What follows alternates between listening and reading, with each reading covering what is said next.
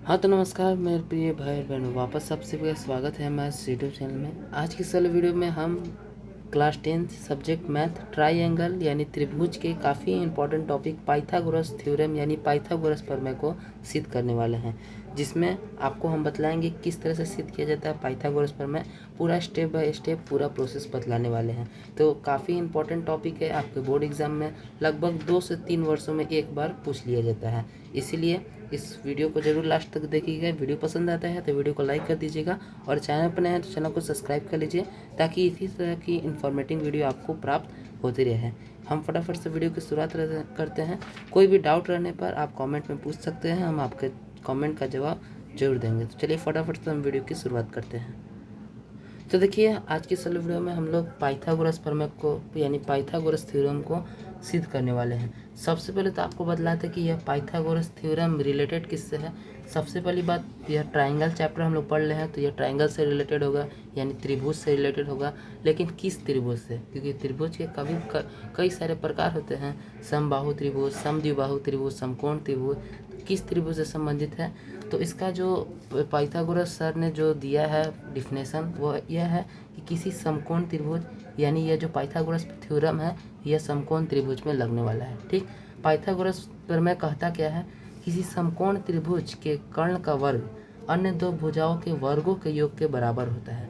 तो इसके समझने से पहले हम लोग को एक समकोण त्रिभुज बनाना होगा, क्योंकि यहाँ पे समकोण त्रिभुज के बारे में कहा जा रहा है। तो हम लोग एक समकोण त्रिभुज यहाँ पे बना लेते हैं। ये हो गया समकोण त्रिभुज, जिसमें हम इस कोण को बना देते हैं समकोण, और इसका नाम हम लोग दे देते हैं, इसका नाम दे देते हैं ए, इसका नाम दे देते हैं बी, इसका नाम दे देते हैं सी। इसमें कोण बी जो है यह है समकोण। समकोण का मतलब डायरेक्ट आपको समझना है 90 डिग्री। यह कोण बी का नाम है, मान है 90 डिग्री। अब कह रहा है कि किसी समकोण त्रिभुज के कर्ण का वर्ग, कर्ण का मतलब आपको मालूम होना चाहिए जो समकोण त्रिभुज होते, समकोण त्रिभुज में जो समकोण होता है यानी जो 90 डिग्री होता है, इसके सामने का जो भुजा होता है यही होता है कर्ण। यानी AC जो है ये हमारा क्या है, AC हमारा कर्ण है। ठीक है, और कह रहा है उसके बाद कि कर्ण का वर्ग अन्य दो भुजाओं के वर्गों के योग के बराबर है। यानी ये जो कर्ण का स्क्वायर है, AC का स्क्वायर है, वह AB के स्क्वायर एवं BC के स्क्वायर के योगफल यानी इस जोड़ के बराबर होगा। अब इस तरह से आपको नहीं समझ में आएगा तो इसको हम लोग लिखेंगे। अब हम पूरी तरह से पूरा डिटेल बाय डिटेल बताएंगे किस तरह से आपको बोर्ड एग्जाम में लिखना है। तो उसके आपको कोई भी सिद्ध करने वाला प्रश्न लिखना होगा, थ्योरम होगा कोई भी, या फिर कुछ भी कोई भी सिद्ध करने वाला 5 नंबर का प्रश्न होगा, उसमें सबसे पहले आप लोग दिया है जरूर लिखिएगा। दिया है, हम लोग को यहाँ पे जो जो चीज़ दिया है पहले उस चीज़ को यहाँ पे लिखना होगा। तो हम लोग को दिया क्या है भाई कि किसी समकोण त्रिभुज में, यानी यहाँ पे हम लोग को केवल बतलाया जा रहा है कि कोई समकोण त्रिभुज है। तो हम लोग समकोण त्रिभुज बना है A, B और C को।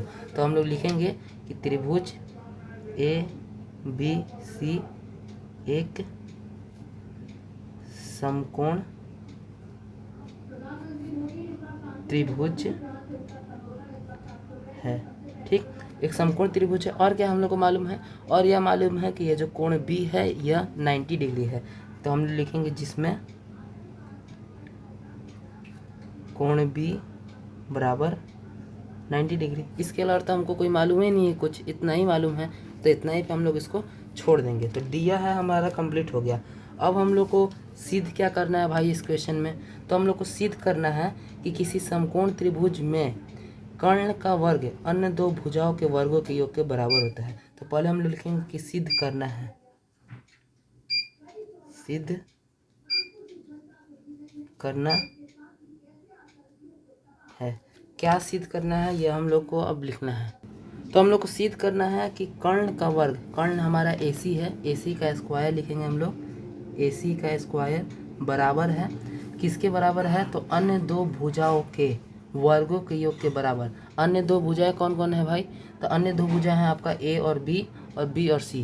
तो AB का वर्ग और प्लस BC का वर्ग, इस चीज़ को हम लोग को सिद्ध करना है।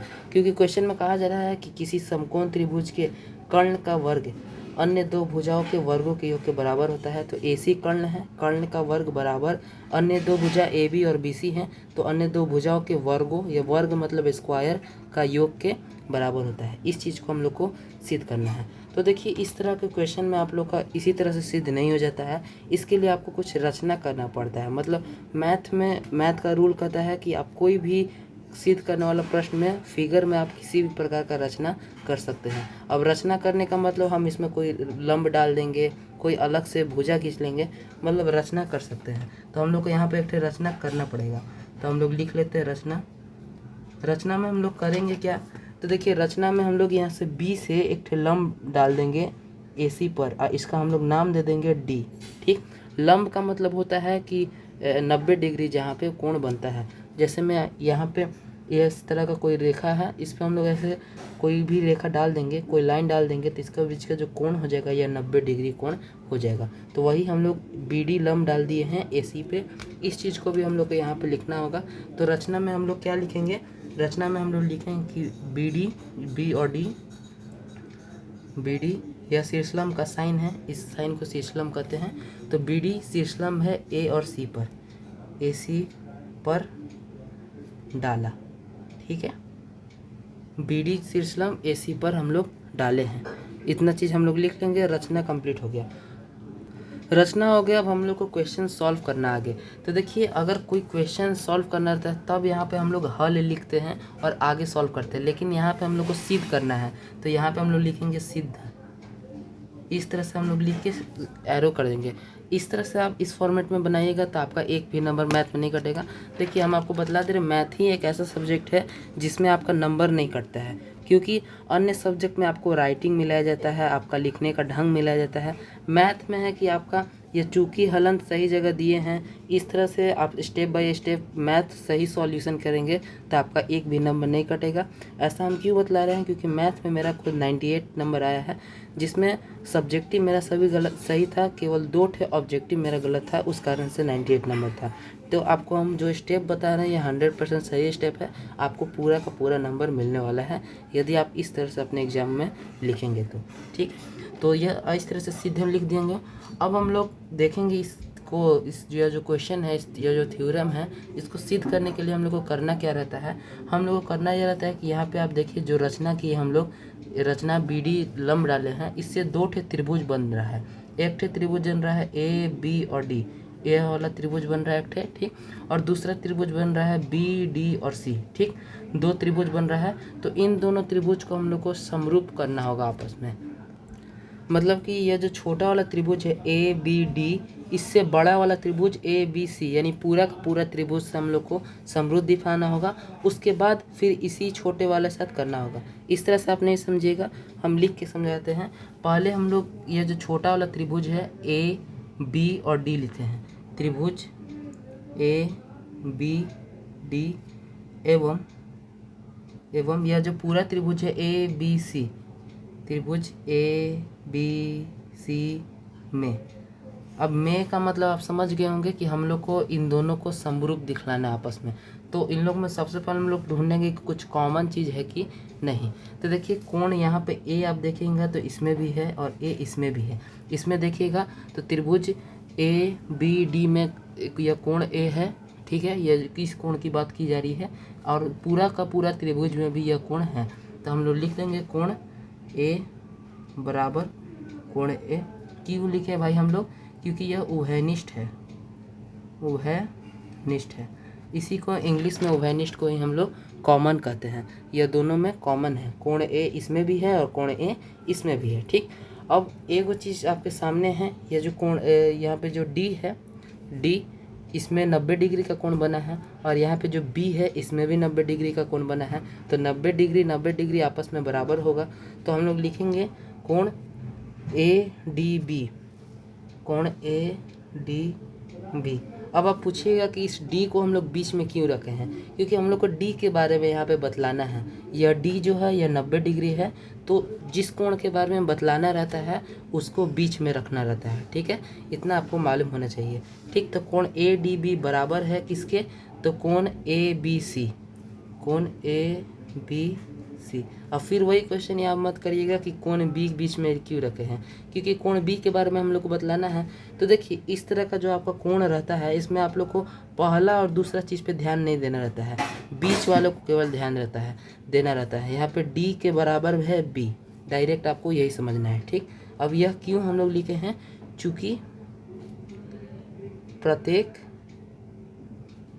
90 डिग्री का है, ठीक, दोनों 90 डिग्री का है, इसलिए दोनों आपस में बराबर होगा। अब आपको मालूम होना चाहिए कि किसी दो त्रिभुज के दो कोण आपस में बराबर हो तो वह समरूप त्रिभुज होता है, इसीलिए हम लोग लिखेंगे, इसीलिए त्रिभुज ए बी डी समरूप होगा त्रिभुज ए बी सी के।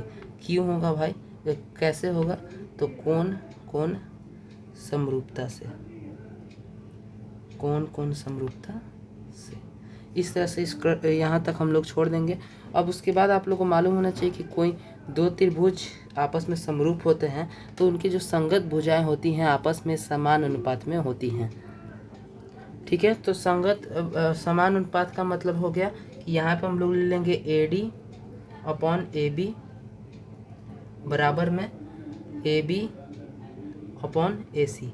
यह क्यों लिए भाई, क्योंकि हम लोग यहाँ पे लिखेंगे चूँकि समरूप त्रिभुज की संगत भुजाएं हैं, क्योंकि समरूप त्रिभुज की संगत भुजाएं आपस में बराबर होती हैं, इसीलिए हम लोग इसको आपस में बराबर ले लिए हैं। अब आप यह बराबर में रहता है तो आप तिरछे गुना कर सकते हैं, तो ए बी को गुना करिएगा ए बी से तो यह हो जाएगा ए बी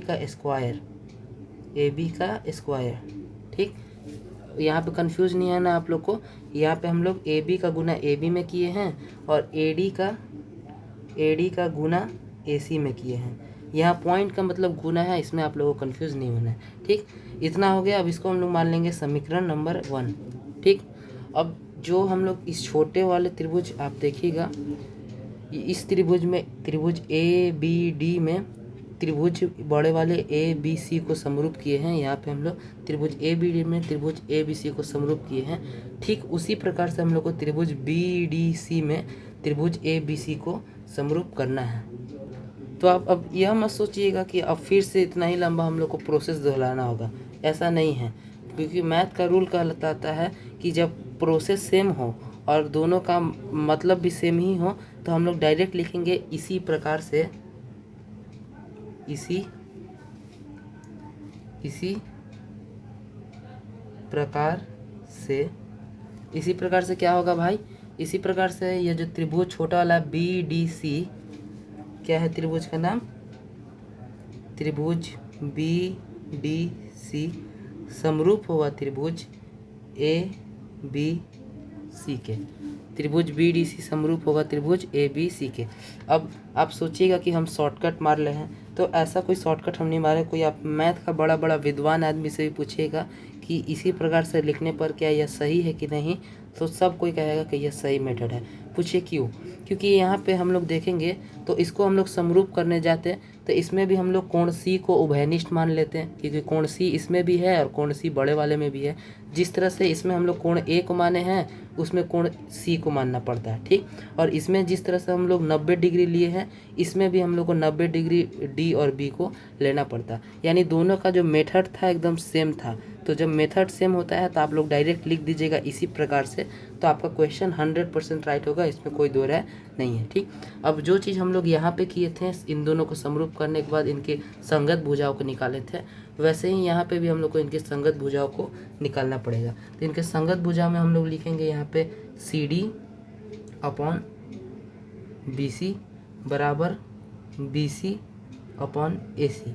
अब आप सोचिएगा कि संगत भुजाएं तो 3 हैं तो हम 2 ही क्यों रख रहे हैं, तो जितना हमको काम रहेगा भाई उतना ही ना रखेंगे, काहे हम फालतू का लेकर अपना बोझा बढ़ाएंगे, ठीक है। अब यहाँ पे भी क्रॉस मल्टीप्लिकेशन करना होगा, यहाँ आप लोग लिख दीजिएगा चूँकि समरूप त्रिभुज की संगत भुजाएं हैं, ठीक है, ठीक। अब क्रॉस मल्टीप्लिकेशन हम लोग को यहाँ पे करना होगा, तो बी सी का गुना बी सी होगा तो यह हो जाएगा बी सी स्क्वायर बराबर सी डी इंटू ए सी। यह हो जाएगा हमारा समीकरण नंबर 2। अब समीकरण 1 को समीकरण 2 से हम लोग को जोड़ना है, ठीक है। तो लिखेंगे हम समीकरण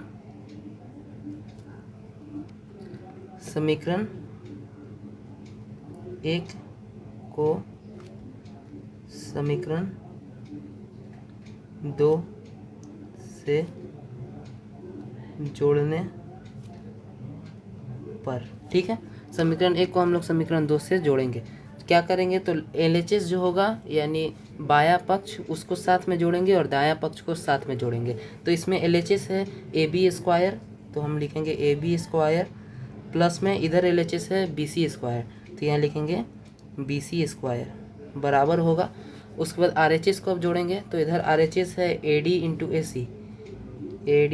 इंटू AC और प्लस में इधर है CD इंटू AC, ओके। इधर को हम लोग सेम टू सेम रख देंगे, इसका हम लोग को अभी कोई काम नहीं है, तो इसको हम लोग इसी तरह से लिख देंगे BC²।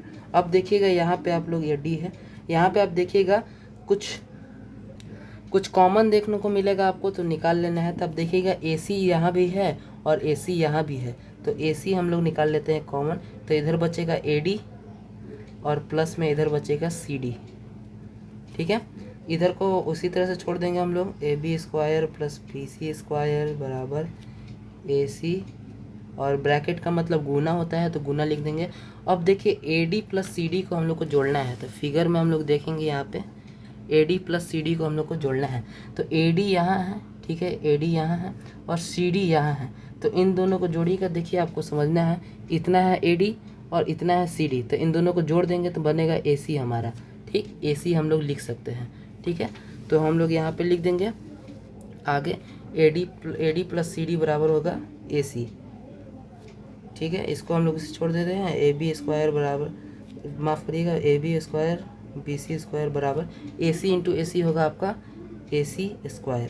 अब ज़रा देखिए तो भाई यही आपको सिद्ध करना था क्या, यही सिद्ध करना था क्या सिद्ध करना था भाई, AC² बराबर AB² प्लस BC²। इधर देखिएगा क्या वही चीज़ है, तो एकदम सेम टू सेम वही चीज़ है, AB² बराबर BC² प्लस AC²। आप इसी को सुधार के भी लिख सकते हैं, ऐसे कर सकते हैं, या AC² बराबर AB² प्लस BC²। अब एक चीज़ बहुत इम्पॉर्टेंट है, आप कोई भी मैथ सॉल्व करिएगा तो उस मैथ का आंसर हो या फिर कोई भी सिद्ध करने वाला क्वेश्चन हो, उसको बॉक्स में ज़रूर डालिएगा। ऐसा होता क्यों है, यहाँ प्रूफ लिख देंगे हम लोग।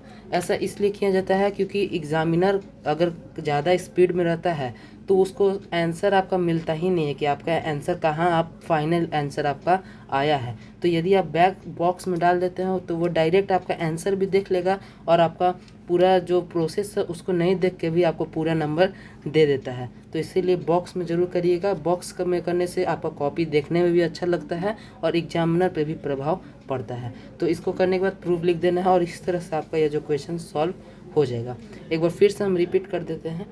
किसी समकोण त्रिभुज में हम लोग को सिद्ध करना था कि कर्ण का जो वर्ग होता है वह अन्य दो भुजाओं के वर्गों के योग के बराबर होता है। कर्ण यहाँ पे AC है और अन्य दो भुजा AB और BC है। यही हम लोग को सिद्ध करना है कि AC का स्क्वायर बराबर है AB का स्क्वायर प्लस BC का स्क्वायर। इसमें हम लोग एक रचना किए हैं। रचना क्या किए हैं कि B से D एक लंब डाल दिए हैं AC पर, यानी कर्ण पर ही हम लोग एक लंब डाल दिए हैं जिसको हम लिख दिए हैं, ठीक। अब लंब डालने के बाद यहाँ पे दो त्रिभुज का निर्माण होता है। एक छोटा त्रिभुज ABD, दूसरा छोटा त्रिभुज BDC, ठीक। तो हम लोग पहले ABD को बड़े वाले त्रिभुज ABC से समरूप किए हैं, उसके बाद फिर BDC को बड़े वाले त्रिभुज ABC से समरूप किए हैं, जो कि यहाँ पे आप देख सकते हैं।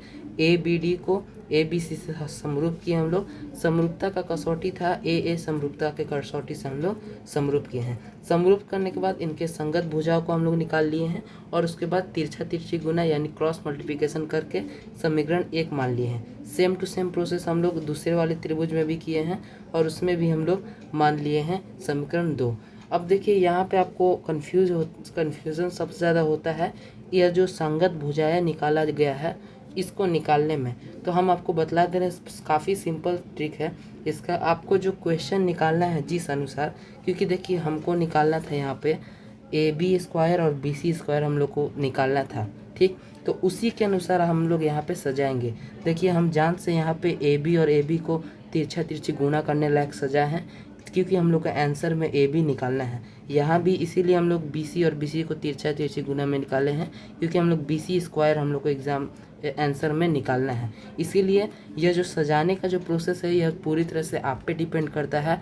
जो भी आंसर में निकालना रहेगा उसी के अनुसार आपको सजाना है। तो इसमें ज़्यादा टेंशन नहीं लेना आपको कि हम कैसे सजाएं कैसे नहीं सजाएं, केवल आपको आंसर आना चाहिए, उसी तरह से आपको यहाँ पे सजाना है। ठीक। तो अब समीकरण 1 और समीकरण 2 को हम लोग जोड़ देंगे आपस में। तो LHS जोड़ेंगे तो A B square plus B C square आएगा, और RHS जोड़ेंगे तो A D into A C plus C D into A C आएगा। अब ए सी हम लोग कॉमन निकाल लेंगे तो A D plus C D बचेगा। अब फिगर में हम लोग देखेंगे ए डी और सी डी को जोड़ने से ए सी का निर्माण हो रहा है, तो ए डी और सी डी की जगह पे हम लोग लिख देंगे ए सी, और ए सी इंटू ए सी का वर्ग हो जाएगा, जाके सिद्ध हो जाएगा हमारा क्वेश्चन। इस तरह से ये जो पाइथागोरस थ्योरम है, ये जो पाइथागोरस प्रमेय है, काफ़ी इंपॉर्टेंट क्वेश्चन है। 5 नंबर का आपके एग्जाम में पूछा जाता है, और चांस है कि आपका अगला साल या अगला 2 साल में तो एक बार ये जरूर पूछ लिया जाता है। ये जो ट्रायंगल चैप्टर है आपका, इसमें से थेल्स प्रमेय पूछ